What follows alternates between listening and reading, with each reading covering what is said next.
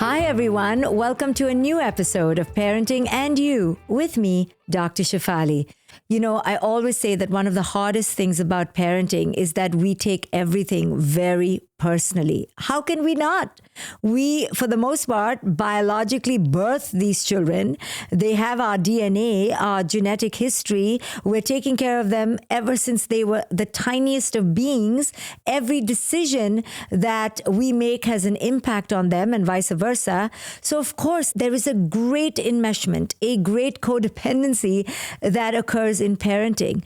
But the trap of that is that when our children have unique life experiences, we find it hard to separate. We find it hard to understand that our children deserve to endure their life experiences on their own terms.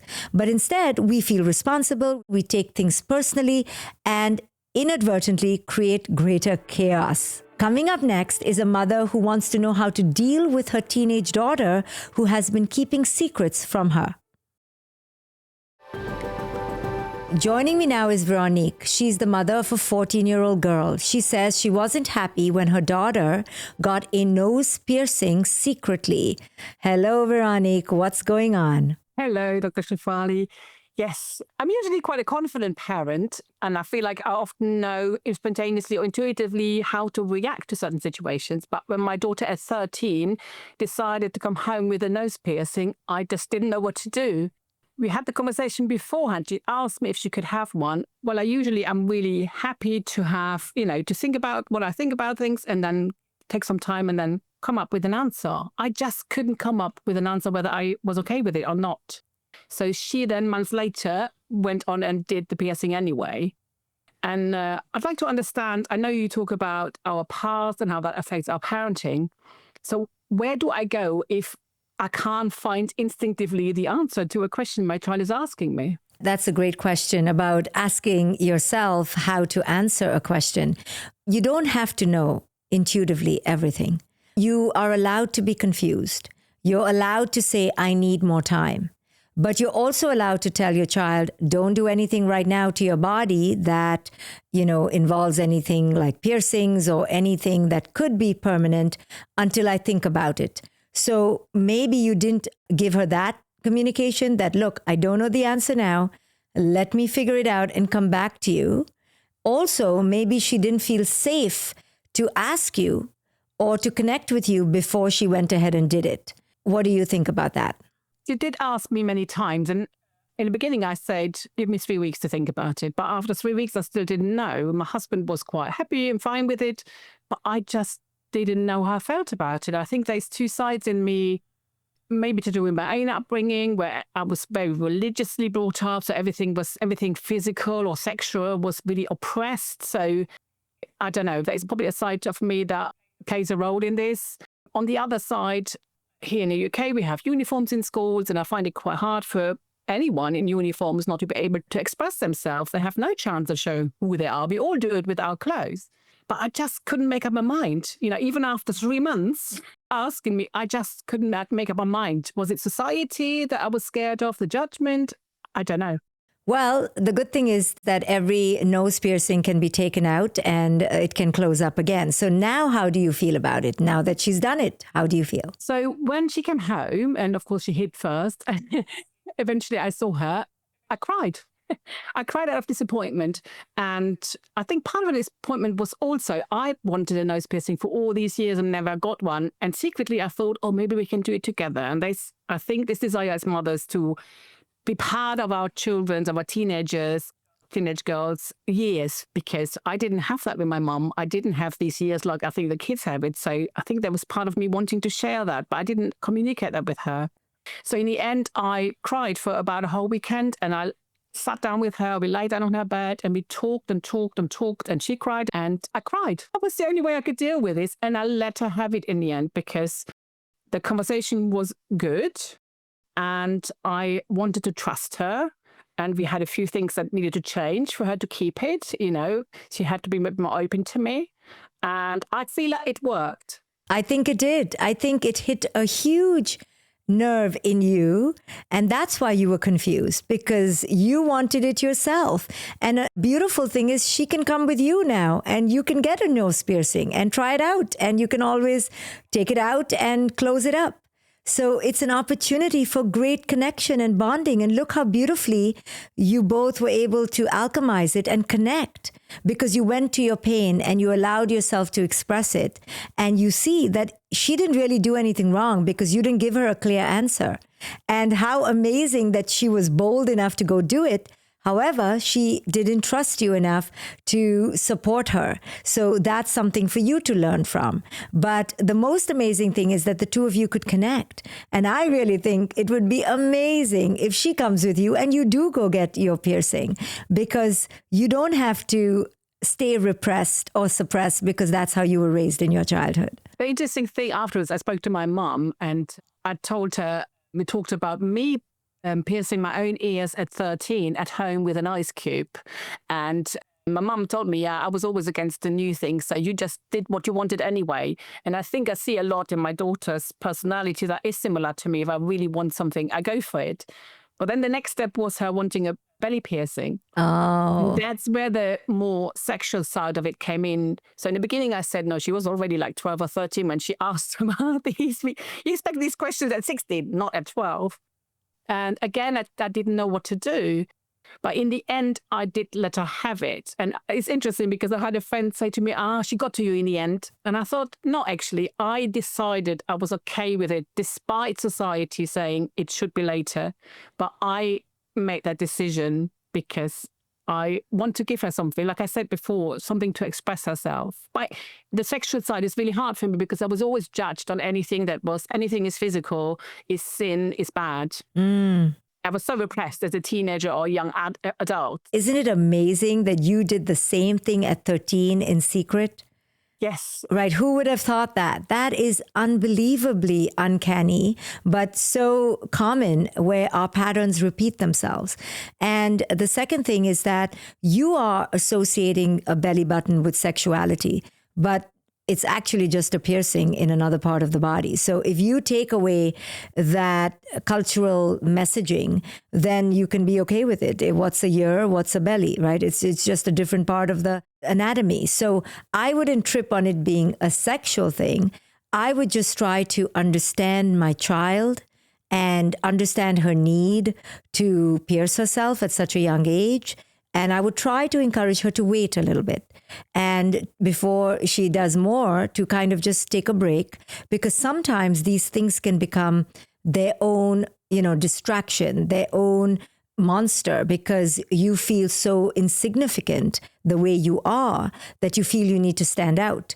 And the deeper question here is, why does your daughter feel like she needs to do things to her body in order to feel like she has to express herself? Right? So we want to make sure that she feels that she can express herself without necessarily piercing her body each time. Yeah. I mean, the questions are the ears. That's the next thing she wanted. But I do feel like also we live in a world now where everything is so straight away and quick that I think it's important sometimes to wait for something and Yes. have the idea of, if you have everything at 14, what are you going to have when you're 18? Exactly. So now you can tell her, okay, we got two things. Now we're going to wait. And we'll get it in 2 years, or every 2 years we can do something else, and let her look forward to something. If you do it too fast, too quickly, she will then keep looking for the next thing to identify with, and it's not true that she needs to express herself in these ways. It is what it is. She's wearing a uniform. Yes, you are a mother who understands that children have a need to express themselves. You did as well. But I wouldn't necessarily say that she needs to keep finding new ways to express herself. The bigger lesson is for her to be okay as she is. And maybe like you were controlled by your mother, you want to watch out for ways that you may be unconsciously controlling her. Or I want to make sure I'm open enough. The experience with the uniform, I grew up in a country in Belgium where there was no uniform. So I don't really like the idea of uniforms. And I worked in a job in childcare where I was wearing a uniform at work.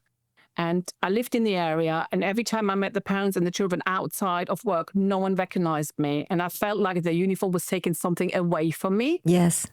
Of course, I was an adult. I wasn't a teenager. So maybe I'm projecting something that happened to me onto her. Yes, yes. I think you may be. And while you're absolutely correct that uniforms are uniform and they take away our individual idiosyncrasies, it's not also the end of the world. That does not mean I now need to get tattoos and color my hair yellow or pink or whatever. I can tolerate it and she can learn to be okay and understand that how she dresses doesn't make her who she is. Who she is from her personality, from her essence, not from her clothes. So don't fall into that trap. That's where my childhood comes in, because it was all made about the body and the sexuality. And I was always told what not to be and what not to do and be the good girl. That's how it is really quite hard for me, I think, because I was never taught who I could be. Yes, and that's the problem. But you're not doing that for her. You are allowing her to be who she is. So you're projecting your own controlling childhood's trauma onto your child. She's fine. She's got a great set of parents who are open and easygoing. You don't need to go the other end of the spectrum to help her to unleash herself. She's already pretty unleashed because you're not putting all that religious dogma on her. Oh, that's nice to hear. Yeah, that's the one thing. Maybe I go a bit too much the other way to avoid that. Because you so empathize with controlling, our children. You so understand what they feel because that's what happened to you. But you aren't controlling her. She has a lot of freedom. And wearing a uniform is a phase in life, and she can survive it without feeling the need that it is robbing her of her personality. I wore a uniform all my school life, and as much as I didn't like it either, I still had a great personality despite it. So you can tell her who you are is still shining through. Don't worry. Your clothes don't identify who you are. You identify who you are. So that she learns that no matter what she wears, a burlap sack, the cheapest clothes or the most fancy costumes, her essence is what matters, not how she looks. That's quite a challenging thing to teach your children, isn't it? And especially in the time of social media, because I can't relate to, because we never didn't have social media. We didn't grow up with that judgment from everywhere. It's quite difficult as a mom to understand how much effect that has on our children. Yes, yes. But we shouldn't buy into it. So we can provide the antidotal message that everything you see on social media, that, your cars, your way of looking identifies who you are. I'm here to tell you that that's not true. That's a harmful, toxic message. Who you are is who you are, and no one and nothing and no amount of jewelry or fancy clothes can take that away from you. So keep reinforcing that and teach her about the traps of wanting to express yourself because you believe that who you are isn't shining through. She doesn't need to set herself apart by her piercings. She can set herself apart by who she is. If you go into a teenage girl's room now, the amount of makeup you find, and I think there's a trap as a mum, because we didn't have all of that it looks shiny, it looks beautiful, it looks fun. But then I have to remember that there has a whole business behind that, teaching our children that they're not good enough. All of us, really. Yes. We're not good enough, that we don't smell right. Yes. That we don't look good enough. Yes. And that's remembering that. But I think there is a desire as mother to be proud of your daughter's teenage years because it feels so beautiful and young, and maybe we didn't have the time we wanted. Yes, yes. So when we had repressed childhoods, when we were controlled and we longed to wear makeup like you did and longed to be so free, you may actually go the other extreme and literally reinforce and push her to finding who she is through these things rather than finding who she is from inside. She's quite confident, and she's shy on the outward. She's quite knowledgeable of who she is, so she's quite strong. So I'm trying to. She's definitely come to challenge me, like all our children have, and I like the challenges. Yes. It's exhausting at times. Yes, yes. Well, thank you so much. I'm sure this is going to help so many parents. Thank you so much. As our children grow up, especially if they are of the same sex as us, often we over-identify with them and we project onto them things that we went through and all the things we longed for. And we somehow presume that that's what they're experiencing. And this is why the inner work is so important. This is why it's so crucial that we look at ourselves in the mirror, that we understand how it is that we project onto our children. Listen, we all do it. I do it literally every week. And the point is not to not do it, but the point is to see ourselves as we do it and to take responsibility for it and to heal that part in us that is still left wounded, that is seeking expression, because most of the time it's us who has a need that we then project onto our children, or it's us who has an expectation that we then wish for our children to fulfill. So turning that mirror, turning that spotlight always back on us and our inner work is the best, the most powerful gift we can give to our children. Coming up next is a mother who's having a really hard time coping with her child's big emotions. We're now going to meet with Maithili. She's the mother of 2 young daughters and is concerned that she's giving one of her daughters more attention than the other. Hello and welcome. Tell us what's going on. Hi, Dr. Shefali. Thank you so much for choosing my story. It's an honor to interact with you. Tell us what's going on. I have 2 girls, a 6-year-old and an 8-year-old. My 8-year-old is full of life, fun-loving, physically active, wants to explore new things, but she's shy and timid outside. To give an instance of how fun-loving she is, we were at a vacation at a beach a couple years ago, and she got hit by a flu. Her body was hurting, and she woke up next morning and she was like, can someone carry me to the beach? And I have energy just enough to play there. Right. So she's always excited to explore life. Yes. Okay. And my 6-year-old, she is obliging. She's obliging, more understanding, but hesitant to try new things. She's mostly easier to manage. I don't feel exhausted with her. So which one are you giving more attention to? My 8-year-old. So my question is about 8-year-old Ira. She's usually not content with fun activities outside, like whether it's going out or play dates. Towards the end, she'll find some little thing she wants to extend, or she'll find something and cry. For example, if we are at a park, she'll find little things like, you played more with Ria. Ria is her sister. So she'll say, you played more with Ria, or there are no monkey bars here, or some specific swing is missing, or something she'll find. Or if not at that place, after coming home, she would say like, oh, I didn't get to watch TV today, or I didn't get to play with my next door friend. And the issue is, how do we get her feel content towards the end of the day or wherever we go? After that, it's either she cries there, or after coming home, she'll pick up something and she's not content with it. Okay. And when she's not content with it, how does that make you feel? I feel hurt. It disappoints me. It hurts me. Like, can I share one instance? Sure. A few weeks ago, girls went to skate park with their dad. And they were there for good 4 hours doing rollerblades and playing at the park. And after 4 hours, my husband was like, okay, let's go home. And Ira was not happy to go home. She said, some monkey bars are missing here. I wanted to do that. And she was crying. And he is more patient than me. He said, okay, let's go. I'll take you to another park with the monkey bars that you want, but we'll just go there for 10 minutes. They went there. She played there for 10 minutes. She was resistant to come. And I called them later when they were in the car, and she was crying. And I asked, okay, do you guys want pizza for dinner? And everything would stop. And she's like, oh yeah, I want pineapple toppings and things like that. And then she came home, she took a quick shower, had pizza. But if I did not bring up about pizza, the crying would have continued and there would be resistance to take bath. It goes on like that. Towards the end of the day, she's not going to bed happily. And I noticed that the days that she has these meltdowns, when she sleeps, she kicks me more and things like that. And when it's a smooth day, I see that she's sleeping better. So here's the thing. You're not okay with her not being okay, right? You want her to always be grateful, always be excited, be cheerful, be happy. And maybe she's just a kid who is not like that. So I got a different impression when you first described her, but now I'm understanding more that she does complain, she does cry, she's whiny, and it bothers you because you are a pleaser. You want her to always be happy and say, Mommy, thank you so much. But she doesn't do that. And so that hurts you. You take it personally. And this is where we parents go wrong. Her not liking something or her wanting more of something or her being disappointed is her experience.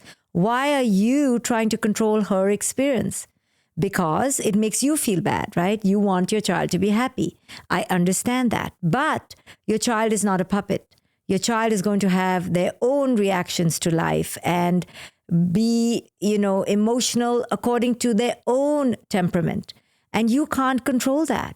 But you're taking it very personally. You're taking it as if you've done a bad job as a mother and I do so much for my daughter, right? You're making it about you. If she's upset, it's okay for her to be upset. And you can empathize and go, I'm so sorry. I know you're upset, but it's okay to be upset. And you can let her cry. She's 8 years old. She's a very big girl. She can cry. And you can allow her to cry without getting upset. So let me ask you, when she cries, right, you feel hurt. Do you feel like when she cries, you are a bad mother? No, I feel like we're doing everything that you want to, but still not able to, but still you're not content. So what else do we need to do? I mean, what can I do? Exactly. You're taking it personally. You're taking it like, I need to do something different. What can I do differently? And that's what I mean. You're making it about you. So if you were with a friend and at lunchtime, your friend began crying about the restaurant or about the waiter or about the food, and she was complaining, would you take it personally? You wouldn't, because you're not paying for it. She's not your child. But the minute it becomes our child, we take it personally because you feel you're doing something bad as a mother. Because you are the mother, you're taking it personally. But the fact is, you cannot take it personally because your child is as much in her own destiny, her own mood, her own emotions as your friend. Are you understanding a little bit of what I'm saying? Yes? Yes. You are making it about you just because you are her biological mother. That gives you no right to make it about you, right? She has a right to be in a bad mood. Now, from tomorrow, expect it. Guess what? She is going to be in a bad mood. And then when she's not, you can be like, oh my God, I'm so surprised. I'm so happy. Expect that she will be a child who always wants more, who's always going to look for what she doesn't have. And instead of fighting it, just say to her, oh, I see you're upset that you didn't get it. I'm so sorry. Life is like that. I understand, but that's how life is. Instead of taking it personally, let her work through her own emotions about things. That's her way of being disappointed. That's all. But you're getting all riled up because you are taking it personally as if she's giving you a report card about your parenting. Yeah, and the days where we don't go out, like she's just home playing with her sister and playing with a next door friend, she's okay. She's towards the end when she's bored, the friend leaves and then she asks for TV right after the friend goes. But still it feels like it's easier to manage as emotions are not that big. Yeah, whatever you're describing is so normal. I don't even know what the issue is. The only issue I see is you have an issue with your child being a normal human being who gets disappointed, who feels upset. You're scared of her big emotions. You take it as a personal attack. You take it as a failure as a parent. Just let her be. Let her cry. She's 8 years old. She can cry for even 2 hours and be okay. Nothing is going to happen to her. There's a belief in your mind that the crying is going to break her spirit or shatter her. Nothing is going to happen. It's good that she learned to work through her disappointment. Let her be disappointed. Life is full of disappointments. Let her cry. She's doing nothing wrong by crying. There's no problem if she cries. And you can be loving to her, but you don't have to get anxious by it. And I end up saying mean things like, hey, listen, I didn't want to go out, but still we went out all day and now you're still crying. Instead, it's better we would have just stayed home and you play with your friend at home. You are taking crying as an F grade. I keep saying it. For you, if she starts crying, means the whole day was an F grade. You're like, we should not have even gone out. Why shouldn't you go out? You had a great time. Just because she cries at the end of it doesn't mean an F grade. It just means she's crying at the end of it. Just take it for what it is. You're making it bigger than it needs to be. And I know it's easier said than done. You work hard, you take them out, you spend money on them, you try, and then all you want is a thank you or a, I'm so happy. And instead, if you get a tantrum, it feels really sucky. I get it. I'm not trying to be insensitive to you, but I'm trying to tell you that that is how children are. They get tired, they forget to say thank you, they become whiny and demanding. Let her have her moods and emotions. You don't have to interfere with that. You don't have to take it personally. Okay? I don't know how to embody this. Like, I know. I hear a lot of your videos from those. I'm much calmer now. Like a lot of times we end up saying, okay, take 10 minutes TV or maybe your favorite food, things like that. And it does, at least I'm not saying mean things and it's a little bit calmer.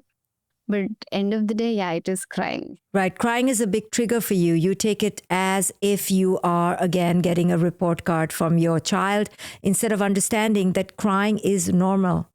You are disrespecting her by getting upset if she's crying. If you really respected her, like you think you do, you let her cry. Go, I understand. You wanted more. I get it. You're disappointed. I understand. We can cry here together. I can be here with you. You can cry on your own. I understand. That is respect, letting somebody have their feelings. But when you make it all about you and say, I shouldn't have even taken you out, right? That is your punishing her back for making you feel like a failure. So it's going to take time to understand this. You'll keep watching this video and practice. The next time she cries, try to do a different approach of understanding her, of allowing her and not taking it personally. And she does say things like, oh, you're the worst person and things like that. Well, because you're not letting her have her emotion. Let her have it. Watch your husband. I bet you your husband doesn't take it personally. I feel like, okay, we have done, 4 things and now let's stop it here. But he's okay to do the 5th one, 6th one. Yeah, and that's up to him. That's up to him. But he's at least not taking it personally. And maybe he has his own issues. You have a right to stop after 4 things. But she also has a right to be upset. Let her be upset. Work on it. It takes time. It's hard for people to get it at the first time. It's hard for loving mothers like you to allow your child to cry. But you have to realize that by not allowing her to cry, you're actually being more hard on her. Allowing her to have her feelings is the best thing you can give to a child, right? We let her cry and sometimes she is crying. Then she looks that, oh, nobody's coming to me. Or we are not taking her, then she'll bang the door, or if we are sitting in the same room, she'll do things to get more attention. And if my husband is right next to her, she'll try to do things like, she'll try to hit the bed or something to get attention. Yeah. You have to understand that she is wanting attention, but you can't give her the negative attention. So you can lovingly validate her tears. So the first time she cries, right then, you can go hug her, go kiss her, say, I'm so sorry, life is disappointing. It is what it is. You're going to be fine. I'm here for you. You can cry. When she feels that you are connecting to her as opposed to yelling at her, she will relax more. Yeah, I am seeing that. Since I come from a yelling household and I did cut down consciously. Good. I feel like I have cut down a lot of it. Excellent. I see that change in her. She is better. Wonderful. Well, thank you so much for joining us. Thank you so much. It was a great experience.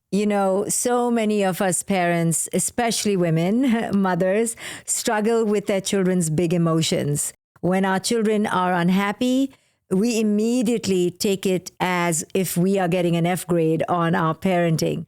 We take it personally. We feel as failures. And then, because our child, quote unquote, makes us feel this way, that no one can make you feel anyway, but because we think that they're making us feel a certain way, then we get upset with them. Why aren't you more grateful? I should never be so nice to you. I won't do these things for you. And we actually perpetuate the child feeling really bad about themselves, which will then lead to more acting out. The truth is, our children have a right to their big emotions. They have a right to not like us, our parenting, the things we provide them, the experiences we share. Our children have a right to express their own feelings, even if we don't like them. And when we try to control our children's feelings, we actually make things worse. So the next time your child has a big feeling, try to sit back in your seat, realize that it's not your problem in terms of your failing or something you did wrong, and allow your child the safe space to express their own authentic self. Without taking it personally, without trying to fix or control, try to step back and realize that your child has every right to their own moods, their own thoughts, and their own life experiences. If you've enjoyed listening to this episode, I hope I see you on the next episode of Parenting and You with me, Dr. Shefali. Parenting and You with Dr. Shefali is for educational and informational purposes only. It is not intended as a substitute for professional medical, psychological, psychotherapeutic, coaching, healthcare, or other qualified professional advice, diagnosis, or treatment.